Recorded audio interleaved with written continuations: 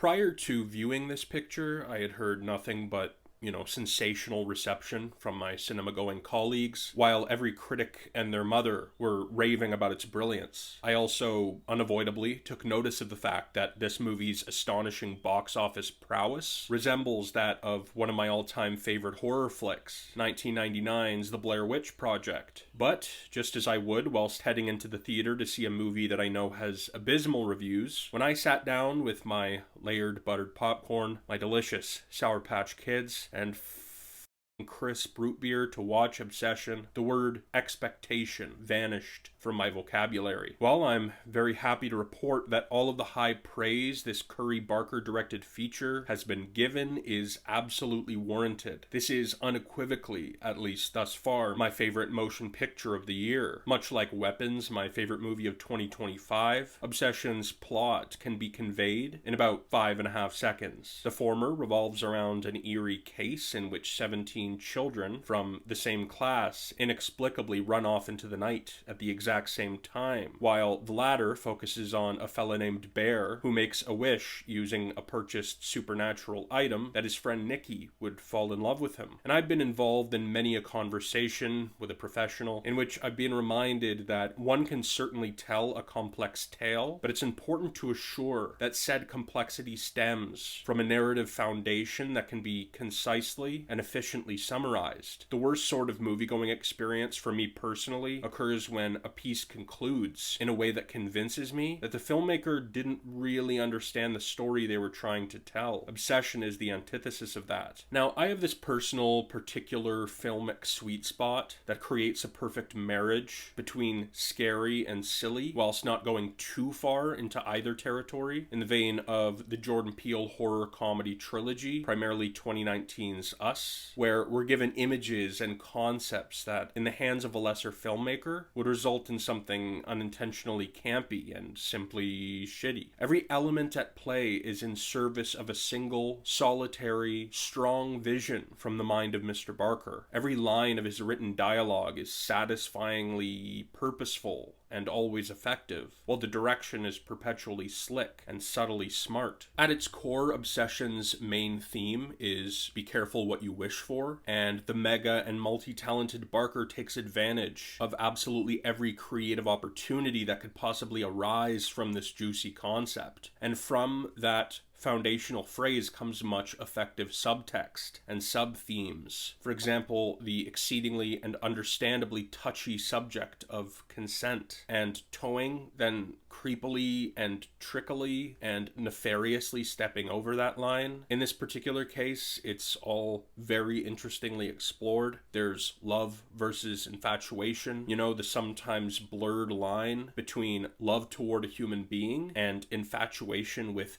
the idea of being with a person. There are these very creepy depictions and allusions to codependency and Stockholm syndrome. The central quote-unquote romance is basically the most extreme example of a relationship overflowing with toxicity. Obviously, the situation at hand is very specific, but Bear and Nicky's companionship reminds me of the sort of couple we've all encountered where they simply stay together even though they're fucking utterly unhappy and unstable. Obsession gives us an immensely sad depiction of a deeply troubled individual physically being unable to function without their partner. The film also deals in addiction, notably during the scene in which a bloodied and distraught Bear essentially berates the owner of the shop that sold him the One Wish Willow for supplying something as potentially dangerous as this. The humorously nonchalant shopkeeper states that the item's packaging was covered in warnings. I couldn't help but equate this to an individual's purchasing of a box of cigarettes. You're basically buying an item that is screaming at you to not use it, but some people can't help but indulge in the forbidden fruit, even when you're told there very well may be grave consequences. One of Obsession's unsung heroes is Rock Burwell, composer of this movie's exceptional, interesting, organically unique musical score. Any brilliant score, for me personally, mirrors the picture's narrative, to the point that the visual and audio essentially and inherently become a single sensation. They become inextricable from one another. That is so very much the case when it comes to the picture at hand, that the score will, at times, come to an abrupt halt when the real Nicky Nikki momentarily emerges. It's fittingly jarring. The music is so often moody and unsettling. It's got this cool synthy way about it. It's fantastic. One of the greatest contributors to this movie's success, without a doubt, is the excellent performances, all of which serve the story and its themes practically perfectly. That Ian's a bit of a prick, is he not? The guy was constantly on about Nikki and how to deal with her two-bears face, while unbeknownst to him, Ian had been sleeping with Nikki for literal years. Perhaps some honesty in that department could have prevented what ultimately becomes this whole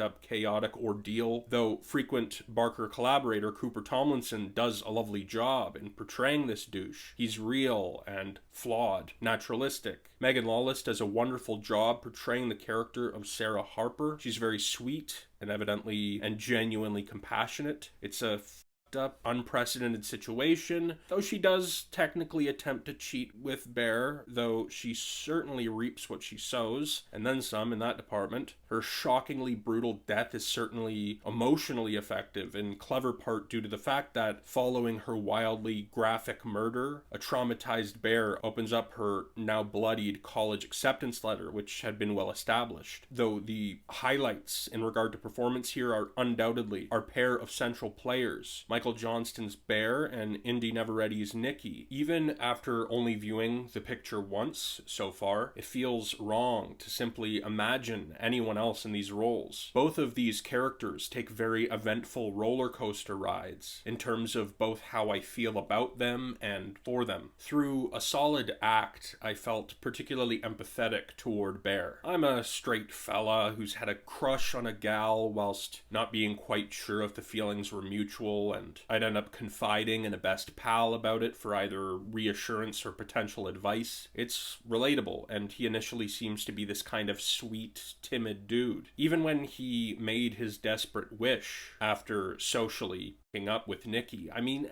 I get it. And also, as a skeptic, he didn't know that the item would work. He's also a dopey early 20-something who wouldn't really weigh out the consequences anyway. But then the rather apprehensive Bear gradually reveals himself to be sinister. He proves to be a selfish creepo when he learns of, then ignores, his growing comprehension of the sort of witchcraft at play. He's initially shocked when the real Nikki emerges, but he eventually, very disturbingly, has sex with this verging on possessed body. We ultimately view what I believe to be the film's most memorable and perhaps most haunting scene. Mid-ish film, Bear goes to exit he and Nikki's bedroom in particularly trepidatious fashion. Whilst on his way to the door, he's abruptly engaged in conversation by a bedridden Nikki when she requests, via petrified whisper, for Bear to kill her. The real Nikki momentarily breaks through, begging for Bear to end her life. She pleads that he stay silent as to not awaken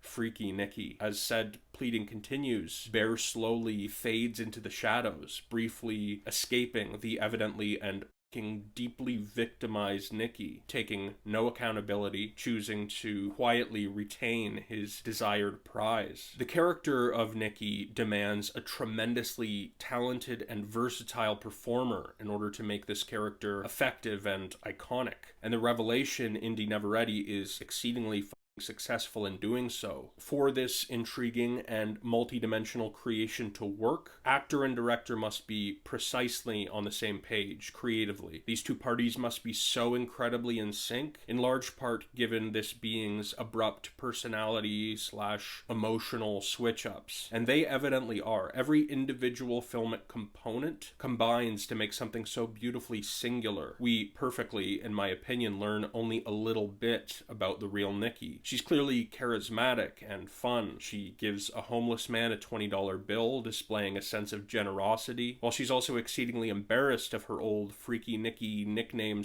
/ reputation. We're given effective tidbits of the real Nikki, enough for us to empathize and ultimately feel immense sympathy for her, but not too much so that Freaky Nikki can, at times, with us, the viewing audience, as to what's real and what's not, primarily in regard to the initial maybe dying father affair. In fact, the concept of ambiguity is a major reason here for my great intrigue in regard to this instantly iconic supernatural object, the One Wish Willow. We don't learn of the specific origin behind this object. We see through Bear's online research that about half of the public's wishes have worked, while the other half have not. We don't learn exactly why the thing has been defective at times, while the One Wish Willow's customer service, the operator performed phenomenally by Curry Barker himself, brings about even more mystery as Barker's nonchalant, stoner-sounding worker allows for Bear to briefly hear the agonizing screams of the real Nikki. We're provided enough knowledge that we understand the basics. This is a mystical object on which you can make a wish, which can only be undone when either the wisher dies or another makes a wish that essentially cancels out the wish one desires to undo. All the while, there's a great amount of deliberate vagueness when it comes to the practical ins and outs of the device, which to me is